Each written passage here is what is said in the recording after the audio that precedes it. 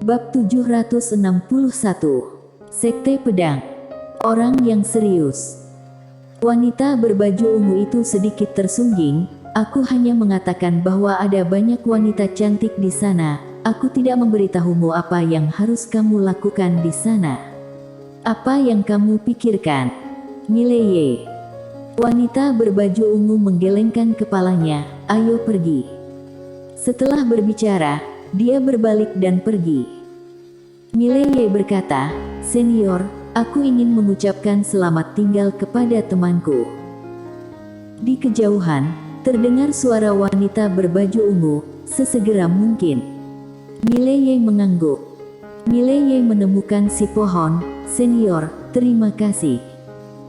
Jika si pohon di depannya bersikeras meminta dia untuk mengembalikan mata air kehidupan itu, dia tetap akan mengembalikannya. Dia bisa tidak tahu malu atau tidak punya harga diri, tetapi harus memiliki batasan. Si pohon mengangguk kecil, hanya urusan sepele saja. Mileye menggelengkan kepalanya, "Ini bukan masalah sepele, singkatnya. Aku, Mileye, sudah mengingat budi ini." Si pohon melirik Mileye dan mengangguk kecil, "Hati-hati, teman kecil." Mileye memberi hormat, "Kita akan bertemu lagi di masa depan." Setelah mengatakan itu, dia berbalik dan pergi.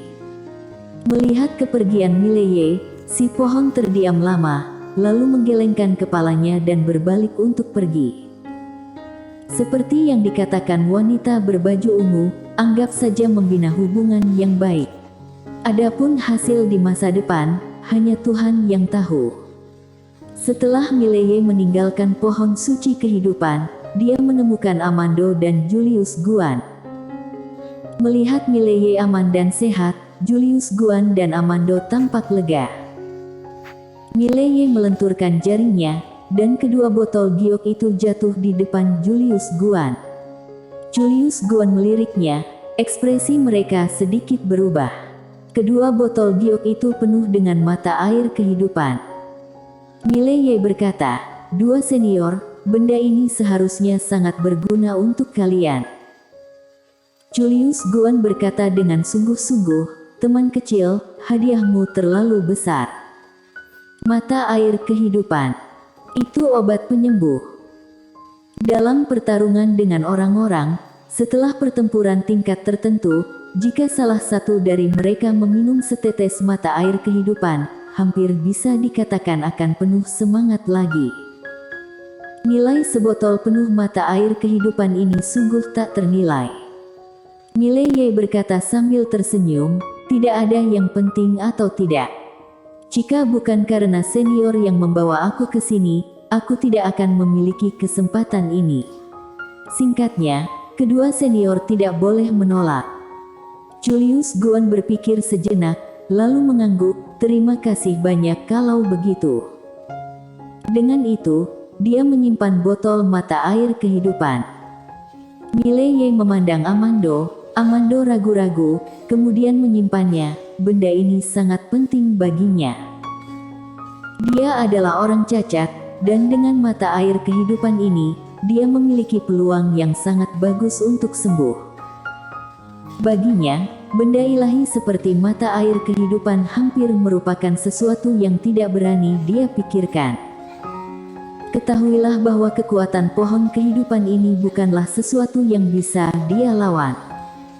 Apakah ini karma yang baik? Amando melirik Mileye, dia juga tidak menolak, dia segera menyimpan botol giok itu. Dia tidak mengucapkan terima kasih, karena kebaikan besar tidak perlu mengucapkan terima kasih.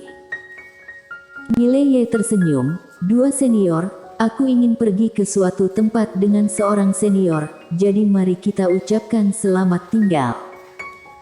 Julius Guan sedikit mengangguk, teman kecil memiliki harta karun, tidak peduli pergi dengan siapa, sebaiknya kamu waspada. Mileye mengangguk, "Terima kasih atas peringatannya. Dua senior, selamat tinggal." Setelah mengatakan itu, dia berbalik dan pergi. Di tempat, Julius Guan tiba-tiba berkata, dia memiliki dendam terhadap Aula Sendian itu. Amando mengangguk.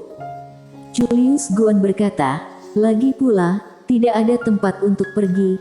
Mengapa kamu tidak jalan-jalan ke dunia akbar Suan Huang? Bagaimana menurutmu? Amando berpikir sejenak. Oke. Segera, keduanya menghilang di tempat. Mileye menemukan wanita berbaju ungu. Dia masih tidak bisa melihat wajah wanita berbaju ungu. Dia bahkan tidak bisa merasakan kekuatan dari wanita berbaju ungu. Dalam perjalanan, wanita berbaju ungu berjalan di udara. Mileye mengikuti wanita berbaju ungu. Senior, kemana kita akan pergi?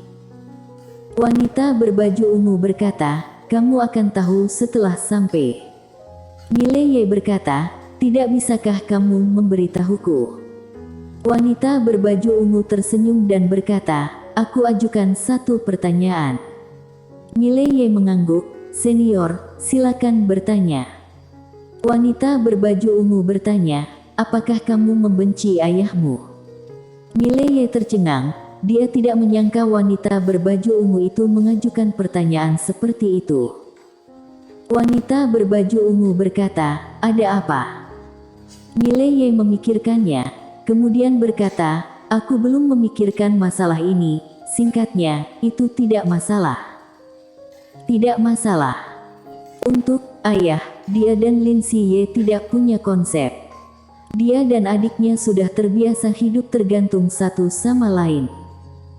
Wanita berbaju ungu terdiam sejenak, lalu menghela nafas dengan suara rendah. Beberapa hal lebih rumit dari yang kamu bayangkan dan apa yang kamu lihat. Ketika kamu telah sampai pada tahap ini, sekarang kamu seharusnya mengerti seberapa besar dunia ini, dan seistimewa apa kamu. Mileye sedikit mengernyit, aku spesial. Wanita berbaju ungu itu berbisik, tidak spesial. Pikirkan apa yang terjadi padamu sejak kamu mendapatkan menara ini. Mileye berkata dengan sungguh-sungguh, senior sepertinya tahu banyak hal yang tidak aku ketahui. Wanita berbaju ungu itu tersenyum dan berkata, ya. Mileye bertanya, apakah senior kenal wanita bergaun polos? Wanita berbaju ungu itu tiba-tiba berhenti dan terdiam.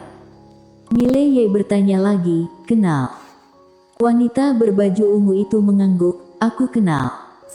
Mileye berkata, aku ingin tahu tentang dia. Wanita berbaju ungu itu tersenyum dan berkata, urusannya. Apa yang ingin kamu ketahui? Mileye bertanya, apa yang senior tahu? Wanita berbaju ungu berkata, dia pernah hampir menghancurkan satu alam semesta dengan satu pedang. Mileye. Wanita berbaju ungu itu tiba-tiba menatap Mileye, hiduplah dengan baik. Wanita itu gila dan bisa menghancurkan alam semesta 4 dimensi secara paksa. Mileye ragu-ragu sejenak, lalu berkata, meskipun dia sedikit pemarah, dia seharusnya tidak terlalu gila, kan? Wanita berbaju ungu itu terkekeh, tidak terlalu gila. Kalau wanita ini sudah kejam. Omong-omong, dia menggelengkan kepalanya, jangan sebut dia. Mileye. Wanita berbaju ungu itu terkekeh dan berkata, kembali ke topik tadi, apa yang akan kamu lakukan jika kamu melihat ayahmu? Mileye tersenyum dan berkata, aku belum memikirkan masalah ini, dan aku tidak ingin memikirkannya. Berbicara tentang ini, dia memandang wanita berbaju ungu, siapa sebenarnya senior? Wanita berbaju ungu tersenyum dan berkata, seseorang yang ada sedikit hubungan denganmu.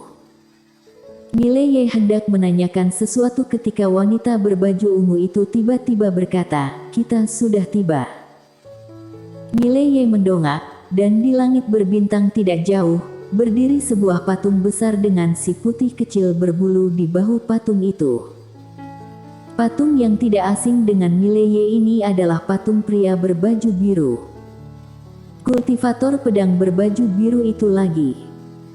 Di balik kultivator pedang berbaju biru ini, ada sebuah istana kuno yang tergantung di langit. Di atas istana kuno, pedang terbang-terbang dari waktu ke waktu. Mileye menatap wanita berbaju ungu itu, Sekte Pedang. Wanita berbaju ungu itu mengangguk, Sekte Pedang. Mileye berkata dengan sungguh-sungguh, "Senior, mengapa ada begitu banyak sekte pedang di alam semesta ini? Dan guru leluhur semua sekte pedang ini adalah pria berbaju biru ini." Wanita berbaju ungu itu tersenyum dan berkata, "Karena dia adalah ketua sekte pendiri sekte pedang, maka setelah ketua sekte ini mendirikan sekte pedang, mereka hanya menghormati satu orang sebagai guru leluhur, yaitu dia." Mileye berkata dengan sungguh-sungguh, "Di mana dia sekarang?"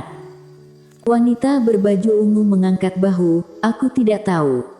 Mileye. Wanita berbaju ungu berkata, "Ayo pergi." Usai berbincang, keduanya berjalan menuju patung pria berbaju biru. Wanita berbaju ungu itu melirik patung itu, lalu matanya tertuju pada si putih kecil di bahu patung itu. Melihat si putih kecil ini, wanita berbaju ungu itu tersenyum tipis, "Aku kangen si kecil ini." Setelah berbicara, dia berjalan menuju istana kuno di kejauhan. Mileye melirik si putih kecil, dia juga akrab dengan si putih kecil ini. Si kecil ini sepertinya sangat akrab dengan Lily. Si putih kecil ini juga suka makan manisan ceri. Manisan ceri. Mileye menggelengkan kepalanya dan tersenyum, lalu berjalan mendekat.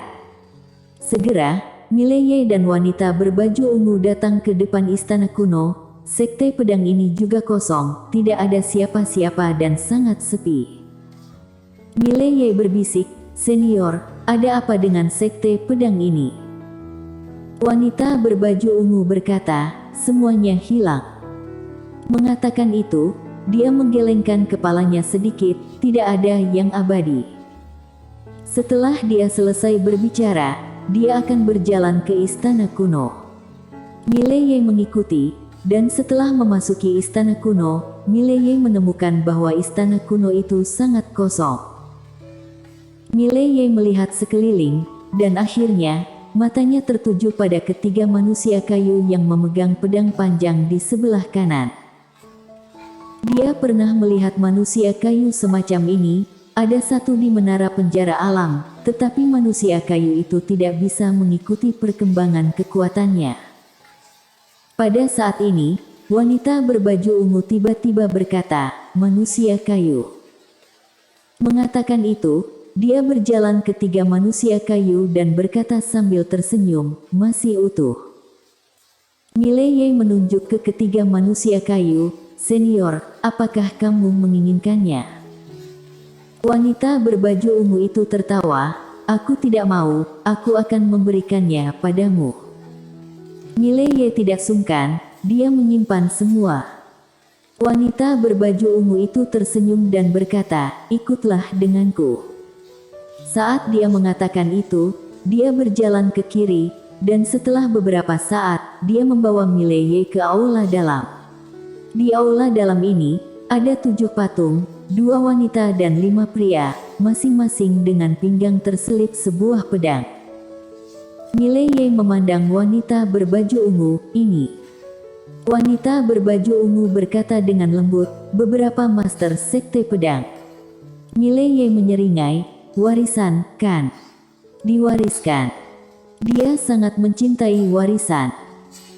Wanita berbaju ungu itu mengangguk kecil, "Tahu pedangmu terlalu rumit, seseorang harus menjelaskannya padamu lagi, agar kamu memiliki pemahaman yang jelas tentang Tao pedang, daripada berlatih buta seperti ini."